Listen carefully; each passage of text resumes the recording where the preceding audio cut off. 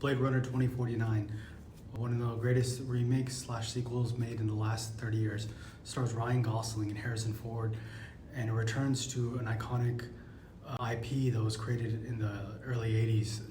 The original film was directed by Ridley Scott, and was a box office failure in the sort of mid 1980s, and they chose to reboot the film about 30 years later, and not reboot but create a sequel to an iconic IP. What I loved most about this movie is that this is a movie that chooses to pay homage to the original film, but also make a remake that stands on its own. So many films get a sequel nearly 30 years later. We've seen it with Top Gun, Beetlejuice, and the list goes on and on. So a lot of these films that were a sort of iconic IP that a lot of us sort of grew up watching are getting sequels in completely different eras and different time periods.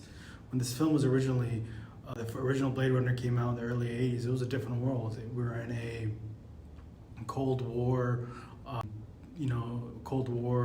pre-cell phone, pre-internet world, and we had a sort of a different vision of what the future might be. This film the original Blade Runner is supposed to take place in 2017, and here we are. The film ended up coming out in 2018. So the way the future was perceived has definitely changed a lot. The way that it was at the time this film was made. So the tone of the film is probably the aspect of the film that I like the most. The fact that this is a slow pacing film, and it kind of drips out the story throughout the entire film. Other science fiction films have sort of the same formula, whether it's Star Wars or the 2009 J.J. Abrams Star Trek. They kind of find that same formula with big set pieces and crazy action sequences and slow ensemble pieces with characters socially interacting with each other throughout the entire film. This movie does not do that. It has a completely different formula, especially the reason why that's so important because of the scale. You have a completely different approach to a science fiction film at that huge scale, and you see it on the screen with Denis Villeneuve's sort of style and direction. You get the brutalist architecture and the orange pink skies, and the CGI is utilized near perfect throughout the entire film. Denis only uses CGI when it benefits him. It's not a tool that he excessively uses like a lot of other directors. He only uses it when he needs it, and that's what makes this movie so beautifully shot. We also get great performances by Ryan Gosling, who's just comes off the heels of La La Land, and this character is almost completely different from that character. He's a sort of a still, emotionless replicant who's struggling with loneliness and isolation in a world where everyone hates him because he's not human. And Ana de Armas plays a hologram who is very likable and lighthearted and charming, as she always is in every film. And their dynamic is really good, and a chemistry and relationships of love that you believe in, even though she's not even a real person. Neither is he. He's a replicant. And of course, you can't talk about this movie without the return of Harrison Ford. Harrison Ford in this movie is typical Harrison Ford. He's not the young Rick Deckard we met in the 80s. He's an old man who's in hiding because the police knows he's a replicant. And he's not just any replicant, he's an incredibly important one that they're trying to capture and kill.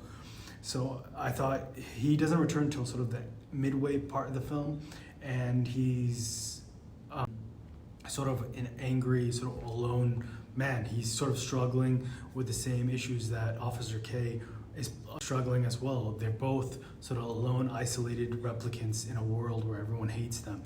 And tonally, the movie works because it shows that these are people who are isolated and alone, and there's all these other people around them that are there alone as well.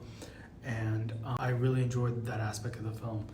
And what I did not like about the film is some of the supporting characters are a little underdeveloped. Not too much, Robin Wright plays your typical police officer, tough, cop who's, it's a little bit cliched where she's the tough cop trying to be mean to Ryan Gosling. Something we've seen a lot in films where, good cop, bad cop routine. And Jared Leto is in this film. He only makes a brief appearance. Plays like a blind character. I did like him in the movie. I thought it would have been nice to see, he's sort of the powerful financial person in the film. Him and Harrison Ford have a brief scene in the film about talking about his past. His character's kind of obsessed with Rick Deckard, so it would have been again nice to see more of that character and seeing his sort of internal belief system on why he's doing the things he's doing with all the money and power and influence he has. But we don't really get to see much of that aspect of that character. It's only shown a little bit. The film is long. It's 2 hours and 45 minutes. I think it doesn't bother me when movies are long. I like long movies, but it does. There are aspects of the film that drag out just a little bit. But other than that, the film is one of the best science fiction films of that decade. I mean, this is a 9 out of 10. This is more a 9.5 out of 10. One of the best science fiction films I've seen in the last 30 years. You know, hits all the right elements and hits all the right notes that you need to hit in order for this film to work. The budget, the size, the cast. This is a once-in-a-lifetime generation film. The way the kind of film ends, there kind of leaves it open for a sequel. We don't necessarily know what characters live or die. There's a big plot point in this film. I don't know if this is a spoiler review. I don't know what I'm doing, but there's a huge family plot line at the end, right, where a certain character meets another family member, and that kind of opens it up to different parts of the plot, right? Sequels versus remakes. Which one do we prefer? This film is a sequel/remake, right? It continues the story of the original film, but at the same time, it's a remake. So which is better, a sequel or a remake? Blade Runner 2049 is a great example where it was able to find the balance between both. This film can hold on its own. If you're watching this film for the first time, you don't necessarily need to see the original Blade Runner. It does help, allows you to stay connected to the original characters, but it really stands on its own. And I think that's the testament of a great, how to make a sequel to a movie that came out 30 years or even 10 years ago. How do you make it work and make the storytelling engaging? You look at Top Gun, followed the same path, and it was a huge success. Top Gun Maverick stands on its feet on its own. If it's the $1 million question, which is better, the sequel? What would you rather see, a sequel to a movie or a remake? I prefer a remake. In this film, Blade Runner 2049 leans towards the remake vibe, where it's not too heavily reliant on the original film, because that's the issue with a lot of films, is when they make a sequel to a movie, they rely too much on that original film and not focus enough on the sequel. It's always better to remake a movie in your own vision than try to take what was good from that original film. If you don't stand on your own 2 feet, that's a disaster ready to happen. The movie's not going to work. If you need to be on the backs of that first film, it's not going to work. Every sequel that's worked has stood on its own stood up on its own, from Terminator to The Dark Knight to The Godfather Part 2. They all have their own story, they all have their own character, and the movie has a full version of itself. Another reason why I really enjoyed this film is that Denis Villeneuve is directing this film, and Ridley Scott is not. Now, Ridley Scott did come back as a producer, which is a very important aspect, is because he was originally approached to direct the film. For some reason, it did not happen. I love Ridley Scott. He's directed great movies, especially at this period of time. This film came out in 2018. He directed another fantastic science fiction film, The Martian.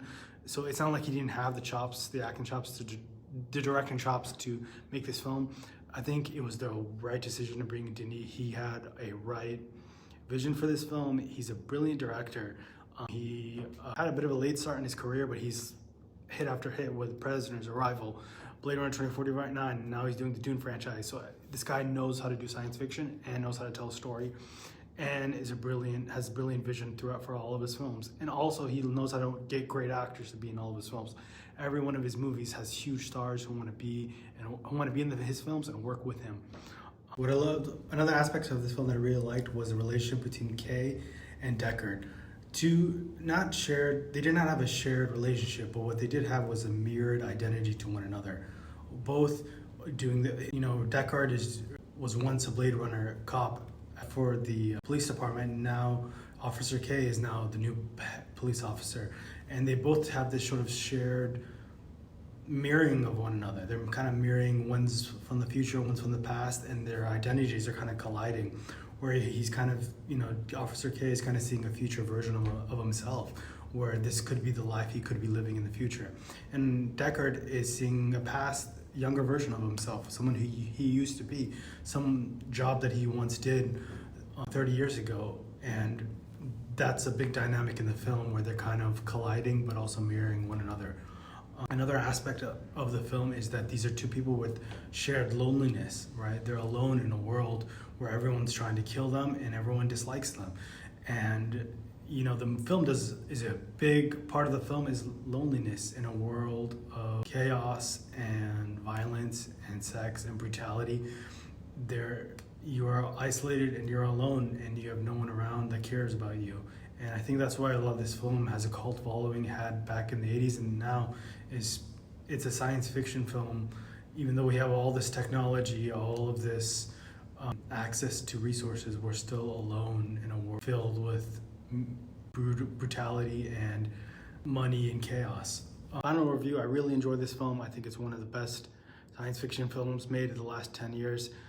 This is a once-in-a-generation type of movie. We're not going to get a film with this style and this formula that's used in terms of the storytelling for a long time. And I'm going to give this film a 7 out of 10. Probably the highest reviewed film I've done so far. It's one of the most, and I really enjoyed this film very much. If you like this review, please like and subscribe and leave a comment down below. Thanks, guys.